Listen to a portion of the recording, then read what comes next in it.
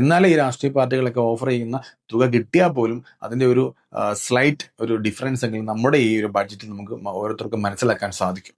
പക്ഷെ പലപ്പോഴും ഈ ബഡ്ജറ്റ് അല്ല ശരിക്കുമുള്ള ബഡ്ജറ്റ്. അതായത് നമ്മൾ കാണുന്ന വിസിബിൾ ബഡ്ജറ്റാണ് നമ്മൾ ഈ പറയുന്ന 30 മുതൽ 40 വരെ.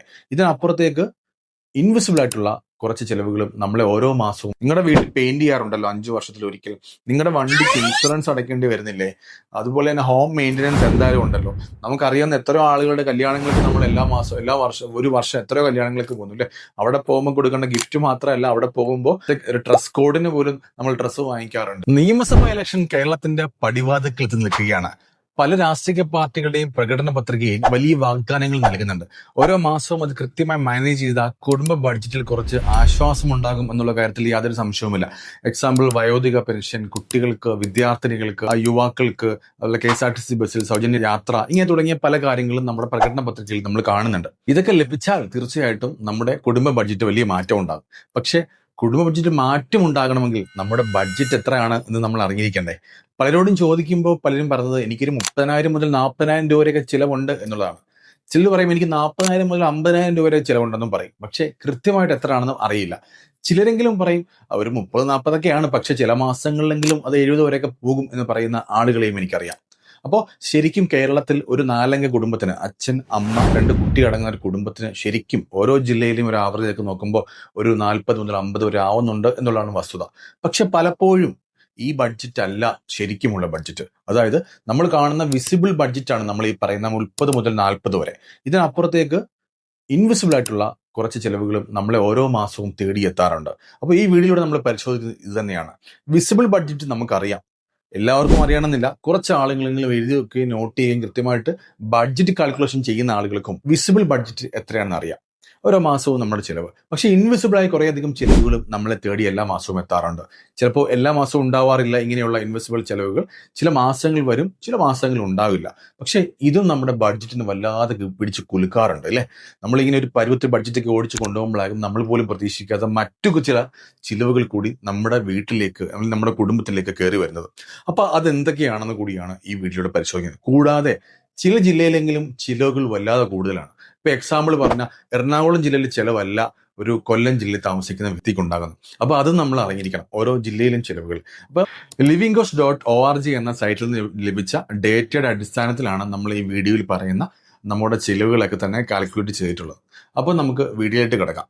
ഒരു മിഡിൽ ക്ലാസ് ഫാമിലിക്ക് ജീവിക്കേണ്ടി വരുന്ന ചിലവുകളെ പറ്റിയാണ്, ബേസിക് ചിലവുകളെ പറ്റിയാണ് ആദ്യം പറയാൻ ഉദ്ദേശിക്കുന്നത്. അതായത് ഒരു അച്ഛൻ, അമ്മ, 2 കുട്ടികളടങ്ങുന്ന ഒരു കുടുംബത്തെ പറ്റി ബേസിക് ആണെന്ന് ഞാൻ ഒന്നുകൂടി എടുത്തു പറയുന്നു.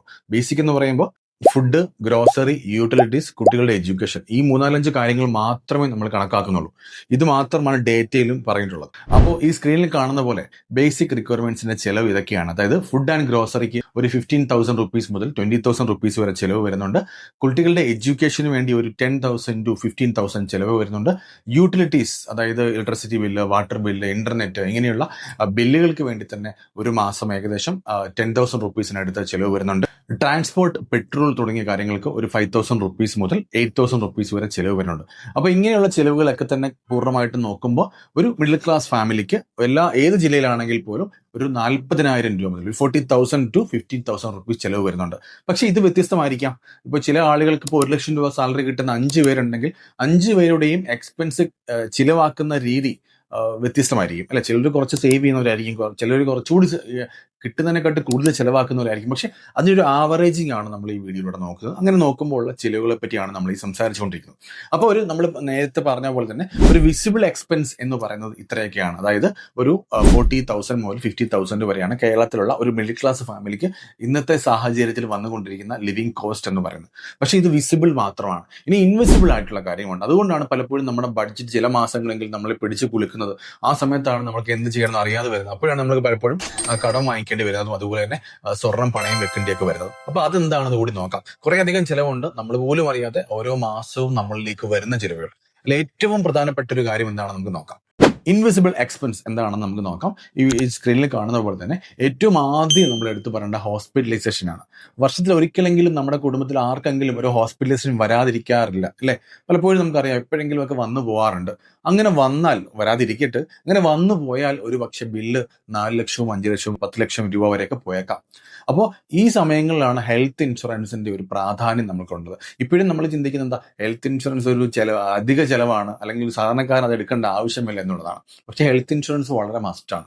ഇപ്പൊ പല രാഷ്ട്രീയ പാർട്ടിയുടെയും പ്രകടന പത്രികയിൽ ഹെൽത്ത് ഇൻഷുറൻസ് ഒക്കെ ആഡ് ചെയ്തായിട്ട് നമ്മൾ കാണുന്നുണ്ട്. അത് ലഭിച്ചാൽ തീർച്ചയായിട്ടും വലിയ ഉപകാരമായിരിക്കും. പക്ഷെ അത് ലഭിക്കുമോ എന്നുള്ളത് നമുക്കറിയില്ല. ലഭിച്ചു കഴിഞ്ഞാൽ തീർച്ചയായിട്ടും എല്ലാ ഫാമിലിക്കും ഒരു വലിയ മാറ്റം ഉണ്ടാകും എന്നുള്ള കാര്യത്തിൽ യാതൊരു സംശയവുമില്ല. അപ്പൊ ഈ ഹോസ്പിറ്റൽ എക്സ്പെൻസ് പലപ്പോഴും ഇത്രയും വലിയ ബില്ല് വരുന്ന കാരണം നമ്മുടെ മാസം ബഡ്ജറ്റിൽ ഇത് അറിയാറില്ലെങ്കിലും വർഷത്തിലൊരു ഹിഡൻ കോസ്റ്റ് ആയിട്ട് പലപ്പോഴും ഹോസ്പിറ്റലൈസേഷൻ വരാറുണ്ട്. രണ്ടാമത് മാരേജ്, ഹൗസ് വാമിംഗ് തുടങ്ങിയ കാര്യങ്ങളാണ്. നമ്മുടെ കുടുംബത്തിലോ നമ്മുടെ റിലേറ്റീവ്സിലോ നമ്മുടെ സൊസൈറ്റിയിലൊക്കെ തന്നെയും എത്രയോ കല്യാണങ്ങൾക്ക് നമ്മൾ ഒരു വർഷം പോകാറുണ്ട് അല്ലെ, അല്ലെങ്കിൽ ഹൗസ് വാമിങ്ങിന് നമ്മൾ പോകാറുണ്ട്. അപ്പൊ അവിടെ നമ്മൾ പോകുമ്പോൾ തന്നെ കൈവീശി പോകാൻ പറ്റില്ലല്ലോ. അപ്പൊ ഗിഫ്റ്റ് കൊടുക്കേണ്ടി വരും. അടുത്ത ബന്ധുവാണെങ്കിൽ വലിയ ഗിഫ്റ്റ് കൊടുക്കേണ്ടി വരും, അല്ലെങ്കിൽ സാമ്പത്തികമായിട്ട് സഹായിക്കേണ്ടി വരും അല്ലെ. അല്ലെങ്കിൽ ഹൗസ് വാമിംഗ് ആണെങ്കിലും സാമ്പത്തികമായിട്ട് സഹായിക്കേണ്ടി വരും, ഗിഫ്റ്റ് കൊടുക്കേണ്ടി വരും. അപ്പോഴും ഒരു വലിയ തുക നമുക്ക് മാറ്റി വെക്കേണ്ടി വരും. ഇത് പലപ്പോഴും എല്ലാ മാസവും വരണമെന്നില്ല, ചിലപ്പോൾ 2 മാസം കൂടുമ്പോഴൊക്കെ ആയിരിക്കും വരിക. പക്ഷെ ഇതും ഒരു ഹിഡൻ എക്സ്പെൻസ് ആണ്. അപ്പോൾ ഇതും ശരിക്കും നമ്മൾ നമ്മുടെ ബഡ്ജറ്റിലെ ഒരു ആവറേജിൽ ഉൾപ്പെടുത്തേണ്ട കാര്യമാണ്. ഒന്നാമത്തെ കാര്യം, കേരളം എന്ന് പറയുമ്പോൾ, മലയാളി എന്ന് പറയുമ്പോൾ ആഘോഷങ്ങളുടെ കൂടെ ജീവിക്കുന്ന കുറെ ആളുകളാണ് അല്ലെ. നമ്മുടെ ഒരു സംസ്കാരം തന്നെ അങ്ങനെയാണ്. ഓണം, ഈ പെരുന്നാളുകള്, അല്ലെങ്കിൽ ക്രിസ്തുമസ്, ഇങ്ങനെയുള്ള എത്രയധികം ആഘോഷങ്ങൾ ഒരു വർഷം നമ്മളെ തേടിയെത്താറുണ്ട്. ഏത് മതവിശ്വാസിയാണെങ്കിലും നമ്മൾ കൈ അറിയാതെ ചെലവാക്കുന്ന ഒരു സമയമാണ് ഉത്സവം എന്നൊക്കെ പറയുമ്പോൾ അല്ലെ, അല്ലെങ്കിൽ പെരുന്നാൾ എന്നൊക്കെ പറയുമ്പോൾ.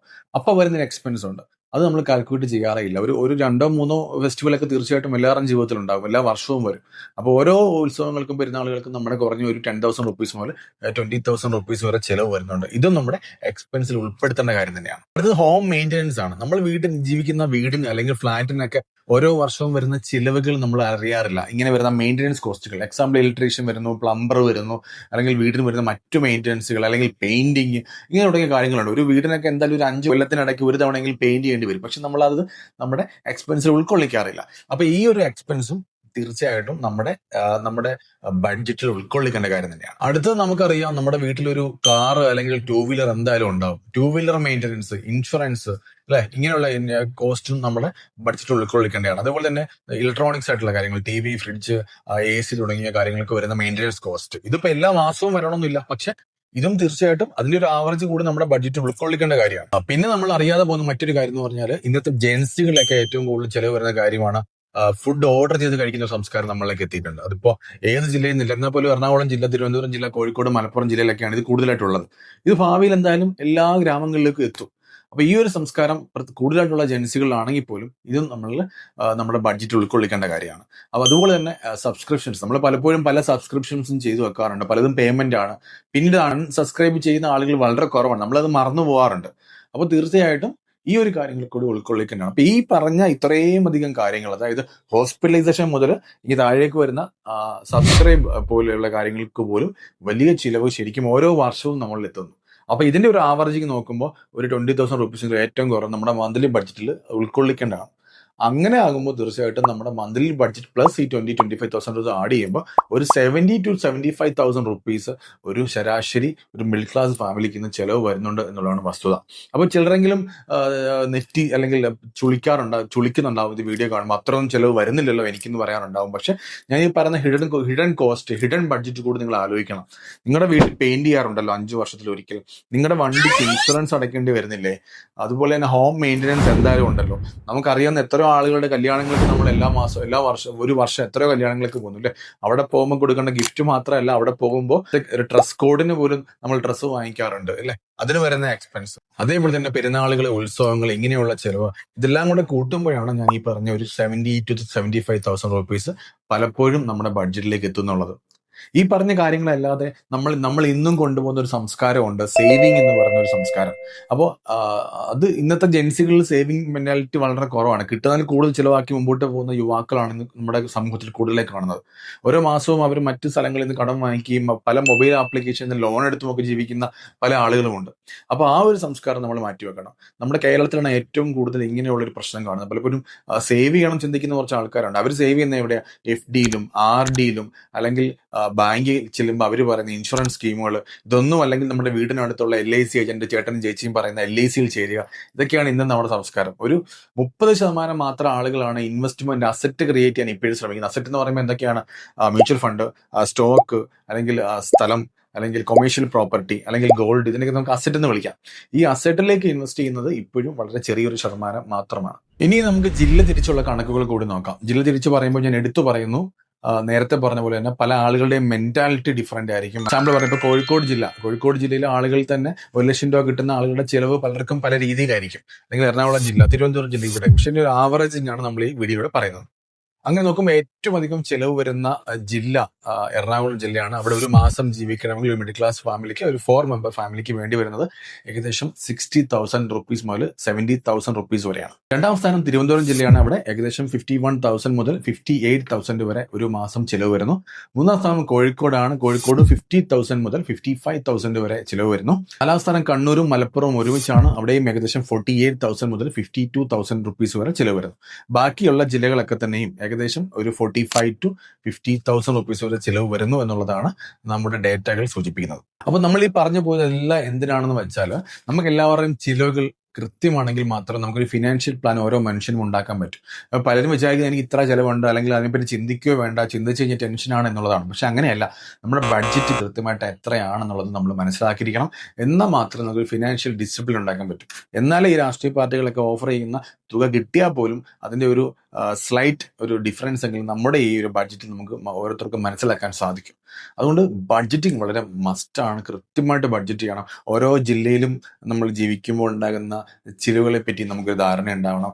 എന്ത് ചിലവാണ് ഓരോ ജില്ലയിൽ കൂടുതലെന്ന് നമുക്ക് അറിയണം.